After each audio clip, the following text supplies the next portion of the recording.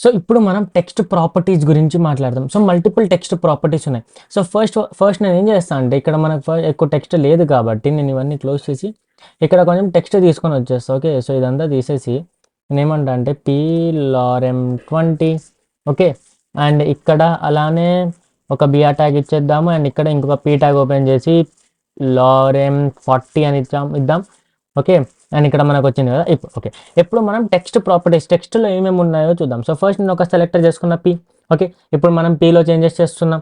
So text align అనేది first property. So text align అంటే alignment ఎలా ఉండాలి? లెఫ్ట్కి ఉండాలా, సెంటర్కి ఉండాలా, రైట్కి ఉండాలా, ఎక్కడ ఉండాలి?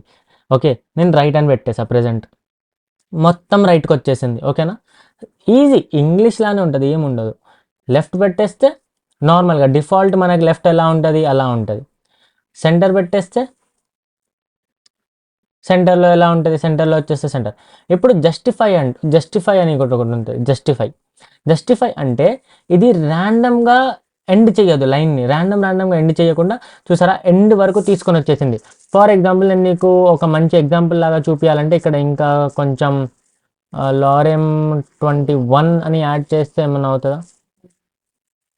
అది చూసారా, యాక్చువల్లీ ఇప్పుడు నేను ఇక్కడ ఇది తీసేస్తే, ఫర్ ఎగ్జాంపుల్ ఇది తీసేస్తే ఇది చూసారా, ఇక్కడ స్పేసింగ్ వచ్చేసింది, ఇక్కడ స్పేస్ వచ్చింది, ఇక్కడ స్పేస్ వచ్చింది, ర్యాండమ్గా ఎండ్ అవుతున్నాయి. కానీ అదే నేను ఇక్కడ జస్టిఫై అని ఇచ్చేస్తే ఆ బాక్స్ ఎంత అయితే ఉందో అంతలో ఇది ఎలాగో అలా స్పేస్ ఎక్కువ ఇచ్చి తక్కువ చేసి ఎలాగో అలా ఇది మొత్తం సెట్ అవ్వడానికి చూసుకుంటుంది. ఓకే, సో ఇది టెక్స్ట్ అలైన్మెంట్ ప్రాపర్టీ. దీని తర్వాత మనకి ఏముంది? Font wait. ఇప్పుడు ఫాంట్ వెయిట్లో మీరు చూస్తే 100 నుంచి 900 బోల్డ్, ఇటాలిక్, బోల్డ్, లైటర్ ఇవన్నీ ఉన్నాయి. ఫర్ ఎగ్జాంపుల్ నార్మల్గా జనరల్లీ 400-500 సంథింగ్ ఉంటుంది డిఫాల్ట్గా. నేను 900 చేశాను అనుకోండి. 900 చేస్తే ఏమైంది? చూసారా మొత్తం బోల్డ్ అయిపోయింది. అదే నేను దీన్ని 100 చేస్తే మొత్తం లైట్గా అయిపోయింది. ఓకే, ఇప్పుడు నేను దీన్ని కామెంట్ అవుట్ చేశాను అనుకోండి, ఏమైనా చేంజెస్ వస్తుందా? రావట్లేదు. సో డిఫాల్ట్గా 100 ఉన్నట్టుంది. ఓకే, సో నేను దీనికి ఫర్ ఎగ్జాంపుల్ 400 చేసా. ఓకే, 400 చేస్తే బోల్డ్ అయిందా? అవ్వలేదా? ఓకే, సో బోల్డ్ యాక్చువల్లీ 400 కూడా చాలా లైట్. 100 చేసా. ఓకే, సో ఇవన్నీ ఏంటంటే చాలా లైట్ అండ్ డిఫాల్ట్ ఉన్నట్టున్నాయి మనం యూస్ చేసే ఫాంట్కి. ఓకే, కానీ నేను ఇక్కడ కావాలంటే లైట్ అనేది యూస్ చేయొచ్చు అనుకుంటా, లైటర్. ఓహో, ఓకే, సో బేసికల్లీ ఏంటంటే మనం ఏదైతే ఫాంట్ యూస్ చేస్తున్నామో దానికి ఇవే అన్నిటికంటే తక్కువ అన్నట్టు అని. ఓకేనా, ఓకే, అర్థమైంది, ఇప్పుడు అర్థమైంది నాకు కూడా. ఓకేనా, ఓకే. సో మనం ఫాంట్ని బట్టి, ఫర్ ఎగ్జాంపుల్ గూగుల్ ఫాంట్స్లో వెళ్తే, నేను గూగుల్ ఫాంట్లో చాలా ఫాంట్స్ ఉన్నాయి. ఓకే, చాలా ఫాంట్. సో నేను ఫర్ ఎగ్జాంపుల్ ఏది సెలెక్ట్ ఇచ్చేద్దామా? ఇప్పుడు ఇందులో లైట్ ఇలా ఉంటుంది, రెగ్యులర్ ఇలా ఉంటుంది. చూసారా వెయిట్ చేంజ్ అవుతుంది. 300, ఇది 400, ఇది 500, ఇది 600, ఇది 700. ఓకే, ఇది 800 ఇటాలిక్, ఇది 800. ఓకే, సో ఇలా మనం ఫాంట్ వెయిట్స్తో ఆడుకోవచ్చు. ఓకే, ఫాంట్ వెయిట్స్ని మనం చేంజ్ చేయొచ్చు, తక్కువ కావాలా ఎక్కువ కావాలా, బేసికలీ బోల్డ్నెస్ తీసుకుని రావడానికి అది. ఓకేనా, తర్వాత ఏంటి? Font decoration, text decoration. Underline అని పెట్టేసా. అండర్లైన్ అని పెట్టగానే ఏమైంది? అండర్లైన్ వచ్చింది. ఒకవేళ అండర్లైన్ తర్వాత నేను డాటెడ్ పెడితే వర్క్ అవుతుందా? అండర్లైనే డాటెడ్లో వచ్చేసింది, చూసారా. సో ఒకవేళ మీకు అండర్లైన్ కావాలా, లేకపోతే ఇక్కడ ఇంకొకటి కూడా ఉంటుంది, నేను చూపిస్తాను మీకు. ఇదేంటి ఇలా అయింది? ఓకే, లైన్ త్రూ అంటే కట్ చేయడాన్ని. మీరు ఏదైనా టెక్స్ట్ చూపించి దాన్ని కట్ చేయాలి అనుకుంటే మనం ఇలా టెక్స్ట్ డెకరేషన్కి వచ్చేసి ఇలా కట్ చేయొచ్చు. సో బేసికల్లీ మనం ఏదైతే మనకు డిజైన్ ఫైల్ వస్తుందో ఆ డిజైన్ ఫైల్ని చూసి మనం కొత్త ప్రాపర్టీస్ నేర్చుకుంటాము. ఓకే, కానీ ఇవి ఏంటంటే కొంచెం బేసిక్ కాబట్టి నేను నేర్పిస్తున్నా. కానీ మనకు కొత్తగా కావాలంటే మనం ఎప్పుడైతే ప్రాజెక్ట్స్ చేస్తామో అప్పుడే నేర్చుకుంటే మనకు కూడా గుర్తుంటుంది. ఓకే, సో ఇప్పుడు మనం బేసికలీ అలైన్ నేర్చుకున్నాము, ఫాంట్ వెయిట్ ఎలా ఇద్దాం అనుకున్నాం, అండర్లైన్, అలా టెక్స్ట్ డెకరేషన్ ఎలా ఇద్దామో నేర్చుకున్నాం. ఓకే, ఇప్పుడు నెక్స్ట్ ఏంటి? లైన్ హైట్ అంటే ఒక్కొక్క లైన్కి మధ్యలో ఎంత రావాలి. సో నేను 5 పిక్సెల్స్ అని ఇచ్చా. ఇక్కడ 5 పిక్సెల్స్ అని ఇచ్చేస్తే ఒక్కొక్క లైన్ మధ్యలో చిన్న గ్యాపే ఉంది. 5 పిక్సెల్స్ అంటే చాలా తక్కువ. కానీ అదే నేను 50 పిక్సెల్స్ చేస్తే 50 పిక్సెల్స్. ఓకే, ఈ లైన్కి మధ్యలో 50 పిక్సెల్స్ ఉంది. నేను కావాలంటే మీకు ఇక్కడ ఇన్స్పెక్ట్ చేసి ఇన్స్పెక్ట్ చేసి లైన్ హైట్ని ఇక్కడ నుంచి ఇలా తగ్గించుకుంటూ వస్తాం.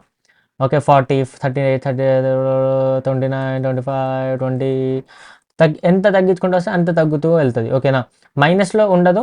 ఓకే, కానీ జీరో ఇస్తే చూసారా ఓవర్లాప్ అయిపోయింది, ఒకటి మీద ఒకటి వచ్చేసారి, ఎందుకంటే జీరో స్పేసింగ్ ఉంది. 1 స్పేసింగ్ 2 స్పేసింగ్ అలా అలా అలా పెంచుతూ లైక్ పెరుగుతూ వెళ్తుంది ఇది. ఓకే, సో ఇలా మనం లైన్ హైట్ని యూస్ చేస్తాము. దాని తర్వాత ఏముంది, మనకు లెటర్ స్పేసింగ్ ఉంది. ఆబ్వియస్లీ మనకు తెలిసిందే, లెటర్ స్పేసింగ్ మనకు పేరుతోనే అయిపోతుంది. 10 పిక్సెల్స్ అని ఇస్తే నేను ఒక్కొక్క లెటర్కి 10 పిక్సెల్స్ స్పేసింగ్ వస్తుంది. చూసారా, ఒక్కొక్క లెటర్కి 10 స్పేసింగ్ వచ్చేసింది. ఓకే, సో నేను ఇక్కడ ఫర్ ఎగ్జాంపుల్ లెటర్ స్పేసింగ్ని తగ్గించుకుంటూ వెళ్తే ఇది 1, ఇది 0. ఓకే, ఇది 0 లెటర్ స్పేసింగ్. కానీ అదే నేను పెంచుకుంటూ వెళ్తే ఒక్కొక్క లెటర్ మధ్యలో స్పేసింగ్ అనేది పెరిగిపోతుంది. సో ఇలా మనం లెటర్ స్పేసింగ్ని యూస్ చేయొచ్చు. దీని తర్వాత ఫాంట్ సైజ్, ఎక్కువ ఇవి యూస్ చేస్తాం. ఫాంట్ సైజ్, మీకు ఎంత ఫాంట్ సైజ్ కావాలి, 20 పిక్సెల్స్ కావాలా, సో దీని ఫాంట్ సైజ్ ఇప్పుడు 20 పిక్సెల్స్ అయిపోయింది, అంటే సైజ్ పెరిగిపోయింది. మీకు 1 పిక్సెల్ 10 పిక్సెల్ కావాలా, 10 పిక్సెల్, ఇది ఫాంట్ సైజ్ ఇప్పుడు 10 పిక్సెల్స్ అయిపోయింది. మీకు 1 పిక్సెల్ కావాలా, ఫాంట్ సైజ్ ఇప్పుడు 1 పిక్సెల్ అయిపోయింది, మనకు అసలు కనిపించట్లేదు. చూసారా, సో ఇలా మనం ఫాంట్ సైజ్ని చేంజ్ చేస్తాము. సో బేసికల్లీ టెక్స్ట్ ప్రాపర్టీస్ ఇవే ఉంటాయి. ఓకే, చాలా ఎక్కువగా యూస్ చేసేవి ఇవి కాకుండా కూడా కలర్, టెక్స్ట్కి కలర్ ఇవ్వడం కానీ, టెక్స్ట్కి బ్యాక్గ్రౌండ్ కలర్ ఇవ్వడం కానీ, ఇలాంటివి ఉంటాయి. కానీ టెక్స్ట్ని మ్యానిపులేట్ చేయడానికి బేసికల్లీ ఇవే ఉంటాయి ఎక్కువ. ఓకే, ఇప్పుడు నేను ఇక్కడ పిక్సెల్స్ అని ఇచ్చా కదా, సో ఇలాంటివి మన దగ్గర కొన్ని ఉన్నాయి, లైక్ పిక్సెల్, ఈఎం, ఆర్ఈఎం అని. ఫర్ ఎగ్జాంపుల్ నేను ఇక్కడ, సో నేను ఏం చేస్తాను అంటే మీకు ఇక్కడ క్లియర్గా ఎక్స్ప్లెయిన్ చేయడానికి చాట్ జీపీటీకి వెళ్ళి what is the difference between pixel, EM and REM in simple paragraph అని పెట్టేసా. ఇప్పుడు ఇది నాకు ఎక్స్ప్లెయిన్ చేస్తుంది, ఏమని ఎక్స్ప్లెయిన్ చేస్తుందో చూద్దాం.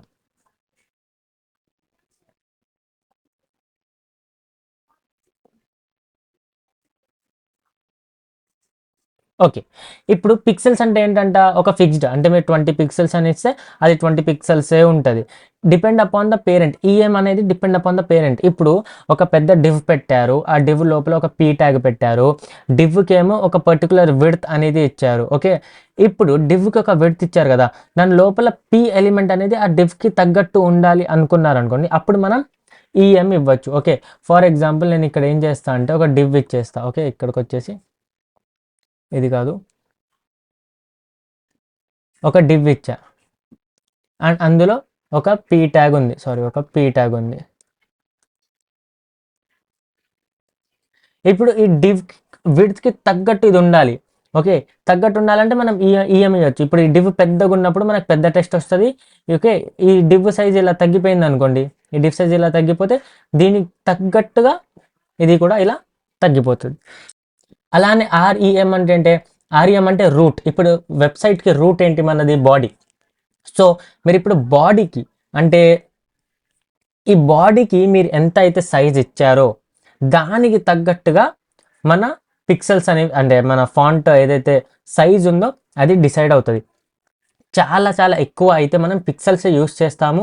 ఓకే, కానీ మీరు అనుకోవచ్చు పిక్సెల్స్ అంటే ఫిక్స్ కదా, మరి ల్యాప్టాప్లో పిక్సెల్స్ ఇచ్చినప్పుడు ఒకలా ఉంటుంది, మరి మొబైల్లో చేసినప్పుడు కూడా అంతే ఉంటే మనకి ఎలా తగ్గిపోవాలి కదా మొబైల్లో అంటే, మనం దానికోసం మీడియా క్వైరీస్ రాసి రెస్పాన్సివ్నెస్ తీసుకొని వస్తాము, అది తర్వాత చూద్దాం. కానీ ప్రజెంట్ అయితే మీరు చిన్నగా నేను ఎంత నేర్పించానో అంత నేర్చుకోండి. ఇక్కడ ఇవాళ మనం ఇవి టెక్స్ట్కి ఏవైతే ఉంటాయో ప్రాపర్టీస్ అవి నేర్చుకుందాం.